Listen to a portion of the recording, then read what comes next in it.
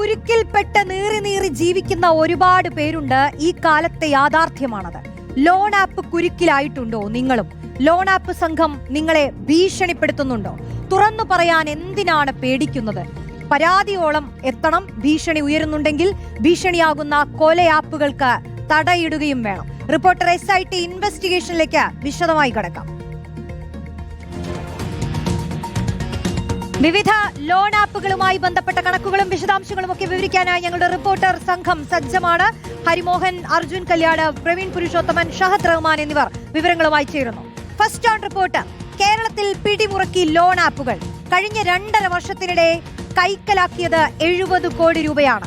2.5 വർഷത്തിനിടെ 15,115 പരാതികളാണ് ലോൺ ആപ്പുകളുമായി ബന്ധപ്പെട്ട് പോലീസിന് ലഭിച്ചിട്ടുള്ളത്. എറണാകുളത്ത് നിന്നാണ് ലോൺ ആപ്പ് സംഘം ഏറ്റവും അധികം പണം കൈക്കലാക്കിയിട്ടുള്ളത്.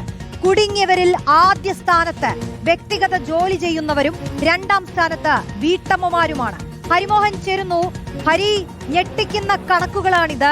ലോൺ ആപ്പിന്റെ കൈപ്പിടിയിൽ കുടുങ്ങി ഒരുപാട് ബുദ്ധിമുട്ടുന്ന ഒരുപാട് മനുഷ്യരുണ്ട്. നോക്കൂ, ഇതുമായി ബന്ധപ്പെട്ടുള്ള പരാതികളെ നോക്കുമ്പോൾ 2.5 വർഷത്തിനിടെ 15,115 പരാതികളാണ് പോലീസിന് ലഭിച്ചിട്ടുള്ളതെന്ന് പറയുമ്പോൾ ഇത് ചെറിയ കാര്യമല്ല. ഏറ്റവും കൂടുതൽ പരാതികൾ വന്നിട്ടുള്ളത് തിരുവനന്തപുരത്ത് നിന്നാണ്, അല്ലേ?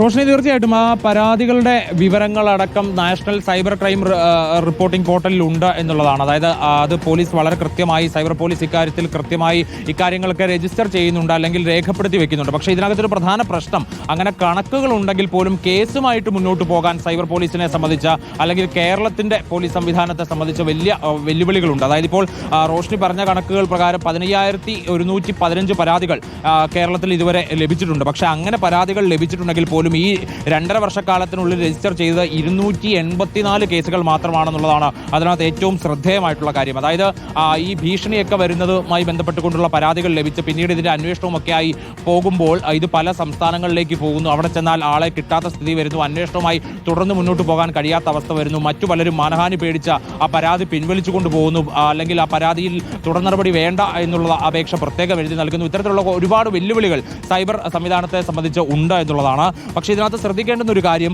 ഇത്തരത്തിൽ 70 കോടി രൂപ സംസ്ഥാനത്ത് നിന്ന്, അതായത് ഈ 14 ജില്ലകളിൽ വിവിധ കേസുകൾ രജിസ്റ്റർ ചെയ്ത് വെച്ചിട്ടുള്ള കണക്കുകൾ പ്രകാരം 70 കോടി രൂപയാണ് ഇത്തരത്തിൽ വായ്പകൾ നൽകുക വഴി ലോൺ ആപ്പുകൾ കേരളത്തിൽ നിന്ന് കൈവശപ്പെടുത്തിയത് എന്നുള്ളതാണ്. അതിൽ ഏറ്റവും കൂടുതൽ ഇരയായിട്ടുള്ള ആളുകളുടെ കാര്യം പറയുമ്പോഴാണ് അത് ശ്രദ്ധിക്കേണ്ടത്. അതായത് ഈ പ്രൈവറ്റ് സ്ഥാപനങ്ങളിലൊക്കെ ജോലി ചെയ്യുന്ന ആളുകൾ, അങ്ങനെ ഒരു കൃത്യമായ സ്ഥിര വരുമാനമൊന്നുമില്ലാത്ത അങ്ങനെയുള്ള ആളുകൾ, അത്തരത്തിലെല്ലാവരും കൂടെ കൂട്ടി ഒരു 31% പേർ, അവരിൽ നിന്നാണ് ഏറ്റവും കൂടുതൽ പണം അപഹരിച്ചിട്ടുള്ളത്. രണ്ടാമത് വരുന്നത്, അതായത് ഈ 5-1 എന്ന് പറയുന്നത് വീട്ടമ്മമാരാണ്. അതായത് 20% വീട്ടമ്മമാരാണ് എന്നുള്ളത് കൂടി ഇതിനകത്ത് നോക്കിക്കാണേണ്ടുന്ന ഒരു പ്രധാനപ്പെട്ട കാര്യമാണ്. ഒപ്പം തന്നെ ബിസിനസ്സുകാരായിട്ടുള്ള ആളുകൾ 9% പേര് വരും. ഡ്രൈവർമാരുണ്ട്. വിദ്യാർത്ഥികൾ 4% വരുമെന്നുള്ളത് പ്രധാനപ്പെട്ട കാര്യമാണ്. ഒപ്പം തന്നെ IT പ്രൊഫഷണലുകൾ പോലും ഇത്തരം തട്ടിപ്പുകൾക്ക് ഇരയാകുന്നു എന്നുള്ളത് കൂടി ശ്രദ്ധേയമാണ്. സർക്കാർ ജീവനക്കാർ ഈ പട്ടികയിലുണ്ട്. അങ്ങനെ എല്ലാ സമൂഹത്തിന്റെ എല്ലാ മേഖലകളിലുമുള്ള ആളുകളെ ഇരകളാക്കിക്കൊണ്ടാണ് ഈ ലോൺ ആപ്പുകൾ പ്രവർത്തിക്കുന്നത്. അതായത് ഒറ്റ ക്ലിക്കിൽ 5,000, 10,000, 20,000 ഒക്കെ തന്നെ കിട്ടും എന്നുള്ളത് കൊണ്ട് തന്നെ, അതായത് കൂടുതൽ ഡോക്യുമെന്റേഷൻ അതിനാവശ്യമില്ല എന്നുള്ളത് കൊണ്ടും പലതിനും ഈ സിവിൽ സ്കോർ അടക്കം ബാധിക്കില്ല എന്നുള്ളത് കൊണ്ടുമൊക്കെയാണ് ആളുകൾ കൂടുതലായി ഇതിനെ ഡിപ്പെൻഡ് ചെയ്യുന്നത് എന്നുള്ളതാണ് വളരെ പ്രധാനപ്പെട്ട കാര്യം. അതാണ് ഈ ലോൺ ആപ്പുമൊക്കെയായി കേന്ദ്രീകരിച്ചുകൊണ്ട് എത്രത്തോളം കേസുകൾ രജിസ്റ്റർ ചെയ്താലും, എത്ര വാർത്തകൾ പുറത്തു വന്നാലും ആളുകൾ വീണ്ടും ഇത്തരത്തിൽ ലോൺ എടുക്കുന്നു എന്നുള്ളതാണ് സൈബർ പോലീസിന്റെ അന്വേഷണത്തിൽ കണ്ടെത്തിയത്. അതുകൊണ്ടാണ് ഈ വീട്ടമ്മമാരൊക്കെ 20% വരുന്നത് എന്നുള്ളതാണ്. ഏറ്റവും കൂടുതൽ പരാതികൾ വന്നിട്ടുള്ളത് നേരത്തെ റോഷ്നി ചൂണ്ടിക്കാണിച്ചതുപോലെ തിരുവനന്തപുരം ജില്ലയിൽ നിന്നാണ്.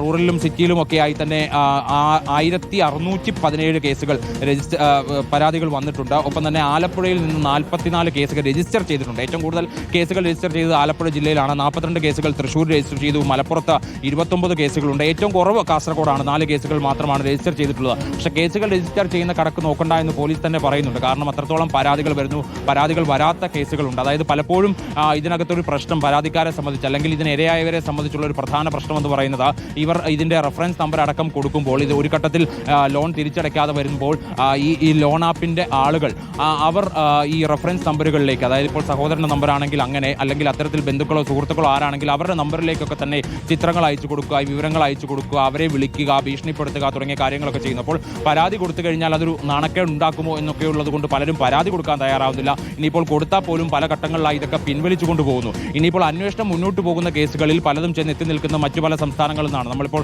കഴിഞ്ഞ ദിവസം കണ്ണൂരിലെ കേസിലൊക്കെ തന്നെ നോയിഡയിൽ നിന്നാണ് 3 പേരെ അറസ്റ്റ് ചെയ്തത്. ഈ കേസുകളിൽ പലതും ഇപ്പോൾ രജിസ്റ്റർ ചെയ്തിരിക്കുന്ന കേസുകളിൽ പലതും രാജസ്ഥാൻ, ബീഹാർ, മധ്യപ്രദേശ് അങ്ങനെ പല സംസ്ഥാനങ്ങളിലായാണ് വ്യാപിച്ചു കിടക്കുന്നത്.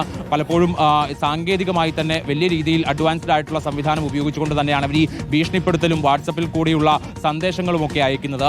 ഇവരൊന്ന് പരിശോധിച്ച് പോകുമ്പോൾ ആദ്യം തമിഴ്നാട്ടിൽ കാണുകയും പിന്നീട് രാജസ്ഥാനിൽ കാണുകയും ചെയ്യുന്നു. അപ്പോൾ അങ്ങനെ അന്വേഷണത്തെ സംബന്ധിച്ച് പോലും വലിയ വെല്ലുവിളികൾ നിറഞ്ഞ ഒരു ഘട്ടമാണ് ഈ ലോൺ ആപ്പ് കേന്ദ്രീകരിച്ചുള്ള കാര്യങ്ങൾ എന്നുള്ളതാണ് ചൂണ്ടിക്കാണിക്കുന്നത്. ഇത് 2.5 വർഷത്തെ മാത്രം കണക്കാണ്.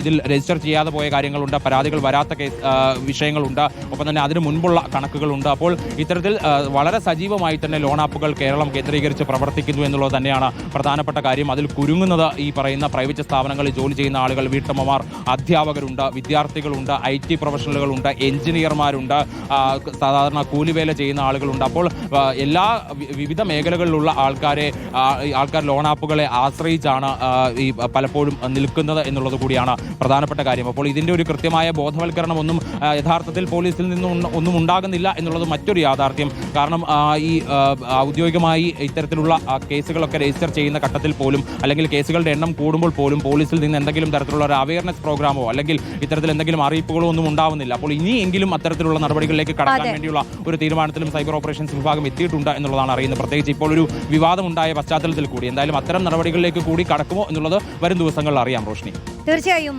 ഹരി അവസാനം പറഞ്ഞതുപോലെ ഈ ലോൺ ആപ്പുകൾ ചെലുത്തുന്ന വലിയ സമ്മർദ്ദം, അതിൽ കുടുങ്ങിപ്പോയ മനുഷ്യരൊക്കെ വലിയ പ്രയാസങ്ങളിലേക്ക് നീങ്ങുകയും പലരും ജീവൻ ഒടുക്കുക പോലും ചെയ്യുന്ന സാഹചര്യം അത്